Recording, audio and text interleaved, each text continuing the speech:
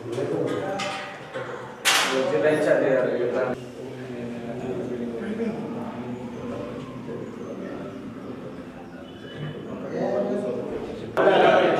जनता युवा मोर्चा, भारतीय जनता युवा मोर्चा, भारत माता की जय।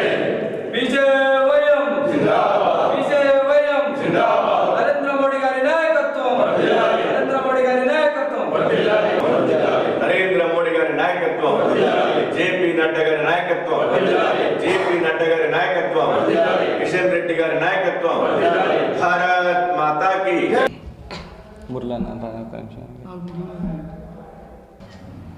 మానుకోట ఉద్యమాల గడ్డ, విద్యార్థి ఉద్యమాలకు కావచ్చు, తెలంగాణ సాయుధ రైతాంగ పోరాటానికి కావచ్చు, తెలంగాణ ఉద్యమాలకు కావచ్చు, తెలంగాణ రాష్ట్రాన్ని సాధించడంలో కీలక పాత్ర పోషించినటువంటి ఈ మానుకోట పోరాటాల గడ్డకు వందనం. నిజంగా నేను మొదటిసారి ఈ మానుకోట గడ్డ మీద మాట్లాడడం నేను చాలా అదృష్టంగా భావిస్తున్నా. క్రియాశీల సభ్యత్వం నమోదు కార్యక్రమాలు జరుగుతూ ఉన్నాయో వాటితో పాటు సంవత్సరం కాంగ్రెస్ ప్రభుత్వం ఏర్పడి సంవత్సరం అవుతా ఉన్నది. సంవత్సర కాలంలో కాంగ్రెస్ పార్టీ ఏ విధంగా వైఫల్యం చెందిందో తదితర అంశాల మీద జిల్లా పర్యటనలు చేయాలి. భారతీయ జనతా పార్టీ గతంలోనే 2014లో దేశంలో అధికారంలోకి వచ్చినప్పుడు ఆ రోజు కూడా సభ్యత్వ నమోదులోనే దాదాపు 12 కోట్ల మెంబర్షిప్ను చేసి ప్రపంచంలోనే అతిపెద్ద పార్టీగా భారతీయ జనతా పార్టీ ఆవిర్భవించింది. మళ్ళీ దాన్ని ఇవాళ ఆ చరిత్రని తిరగరాయబోతున్నది. దాదాపు 15 నుంచి 20 కోట్ల సభ్యత్వాన్ని ఏర్పాటు చేసి ప్రపంచంలోనే మరొకసారి అతిపెద్ద పార్టీగా భారతీయ జనతా పార్టీ ఆవిర్భవించబోతున్నది. దానిలో భాగంగా ప్రతి ఒక్కరు కూడా భాగస్వాములు కావాలని ఇవాళ నరేంద్ర మోడీ నాయకత్వాన్ని యావత్ ప్రపంచమే ఇవాళ విశ్వసిస్తున్నది. మనం కాదు. ఏదైతే ఈరోజు భారత సంవిధాన దివాస్, భారత రాజ్యాంగ దినోత్సవం ఈరోజు మనం అడాప్ట్ చేసుకున్నటువంటి రోజు.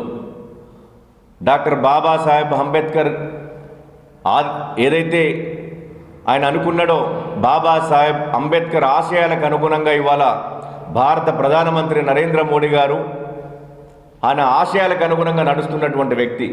ఎందుకంటే ఇవాళ గతంలో పాలించినటువంటి బీఆర్ఎస్ ప్రభుత్వం మీద కానీ ఇవాళ పాలిస్తున్నటువంటి కాంగ్రెస్ ప్రభుత్వం మీద కూడా ప్రజలు తీవ్రమైనటువంటి వ్యతిరేకతతో ఉన్నారు. గతంలో ఇవాళ నిన్న కేటీఆర్ గారు ఇక్కడ బహుశా మానుకోట గడ్డకు వచ్చినట్టున్నారు. అదే వాళ్ళ ప్రభుత్వంలో ఉన్నప్పుడు అదే ఖమ్మం మిర్చి యార్డ్లో రైతులకు సంఖ్యలనేసి ఆ రోజు జైలుకి తీసుకువెళ్ళినటువంటి ఉదంతం ఆ రోజు ఎవరికి ఉంటే బీఆర్ఎస్ పార్టీకి ఉండే, బీఆర్ఎస్ ప్రభుత్వానికి ఉండే. మళ్ళీ ఇవాళ రైతుల గురించి మాట్లాడుతూ ఉంటే నిజంగా ఒక హాస్యాస్పదంగా ఉన్నది. ఏం మాట్లాడుతున్నారు కేటీఆర్ ఇవాళ రైతుల గురించి? మరి మీ ప్రభుత్వం 10 ఏళ్ల పాటు మీ ప్రభుత్వం అధికారంలో ఉన్నప్పుడు మీరు ఏం చేసిళ్ళు రైతుల కోసం? ఆ రోజు ఎందుకు రైతులకు సంఖ్యలు వేసిళ్ళు? ఇవాళ లగచర్లలో జరిగినటువంటి దాడులకు ఎవరు బాధ్యులు? అంటే మీరు వేసినటువంటి పునాదులను ఇవాళ ఈ కాంగ్రెస్ పార్టీ కొనసాగిస్తూ ఉన్నది. ఆ రోజు నిజంగా మీరు రైతుల పట్ల సిద్ధశుద్ధితో వ్యవహరించి ఉంటే ఆ రోజు మీరు కూడా ఆ ఫార్మాసిటికల్ ల్యాబ్స్ ఎక్కడైతే మేము ఏర్పాటు చేయము మీరు కూడా వేరే దిక్కులు ఏర్పాటు చేసి నిర్మల్లో ఉన్నటువంటి రైతుల భూములను ఆ రోజు మీరు కూడా లాక్కునే ప్రయత్నం చేసి మరి ఇవాళ అదే తతంగాన్ని ఇవాళ కాంగ్రెస్ ప్రభుత్వం కొనసాగిస్తూ ఉన్నది. సో ఇవాళ కాంగ్రెస్ పార్టీ అయినా గతంలో ఉన్నటువంటి బీఆర్ఎస్ పార్టీ అయినా కూడా 2 పార్టీలు కూడా మోసపూరితమైనటువంటి పార్టీలే. అందుకే ఇవాళ భారతీయ జనతా పార్టీ కాంగ్రెస్ పార్టీ సంవత్సరం పాటు ఎన్ని వైఫల్యాలు ఇచ్చినటువంటి 6 గ్యారంటీలను అమలు చేయలేక పూర్తిగా వైఫల్యం చెందిందో ఆ వైఫల్యాన్ని ఇవాళ ఈ డిసెంబర్ 1వ తారీఖు నుండి 5వ తారీఖు వరకు మా కిషన్ రెడ్డి గారి నేతృత్వంలో ఇవాళ ప్రతి గ్రామాలలో ఇవాళ ఆ కార్యక్రమాలు వైఫల్యానికి సంబంధించినటువంటి కార్యక్రమాలు చేయబోతున్నాం. దానిలో ఒక సోనియా అమ్మను రాహుల్ గాంధీని కాపాడడం కోసం ఇవాళ ఒక కుటుంబ పార్టీని కాపాడడం కోసం ఇవాళ రేవంత్ రెడ్డి ఎన్ని ప్రయత్నాలు చేస్తున్నాడో మనం చూస్తూ ఉన్నాం. ఇచ్చినటువంటి 6 గ్యారంటీలు అమలు చేయకుండా ఇవాళ మూసి అంటాడు, కొద్ది రోజులు హైడ్రా అంటాడు. ఇవాళ హైడ్రా పేరుతోటి హైడ్రామా క్రియేట్ చేసి కాలయాపన చేస్తూ ఉన్నాడు. దాని తర్వాత మూసి అంటాడు, చేస్తున్నాడు. మొన్న లగిచర్ల సంఘటన రైతుల మీద అంటే రోజుకొకటి ఏదో ఒక కొట్లాటలు పెట్టాలి, కాలయాపన చేయాలి. ఇలా కులగణన రాష్ట్రంలో అధికారంలోకి వచ్చిన వెంటనే అధికారంలోకి వచ్చిన కాంగ్రెస్ పార్టీ ఏం చేసింది మొదటగా అంటే అందరి దగ్గర అప్లికేషన్స్ తీసుకున్నది. ప్రజాపాలన పేరుతో అప్లికేషన్స్ తీసుకున్నది. మరి ప్రజాపాలన పేరుతో అప్లికేషన్ తీసుకున్నటువంటి నీవు అప్లికేషన్లో ఎంత మేరకు నువ్వు దాన్ని అభివృద్ధి పరిచినావంటే అది శూన్యం. అది మళ్ళీ ఇవాళ కులగణన పేరు మీద ఎందుకు నీకు కులగణన పేరు మీద నువ్వు ఇలా ఎందుకు కాలయాపన చేస్తున్నావు అంటే ఏమి లేదు. ఇవాళ ప్రజాపాలన కాదు కాంగ్రెస్ పార్టీది, మాటికి ఇది ప్రజా వ్యతిరేక పాలనగా భారతీయ జనతా పార్టీ ఇవాళ తీవ్రంగా దీన్ని ఖండిస్తున్నది. ప్రజా వ్యతిరేక పాలనగానే ఇవాళ భారతీయ జనతా పార్టీ ఆరోపిస్తున్నది. ఆ ప్రజా వ్యతిరేక పాలనను ప్రజల్లోకి తీసుకెళ్లడానికి భారతీయ జనతా పార్టీ కంకణం కట్టుకున్నది.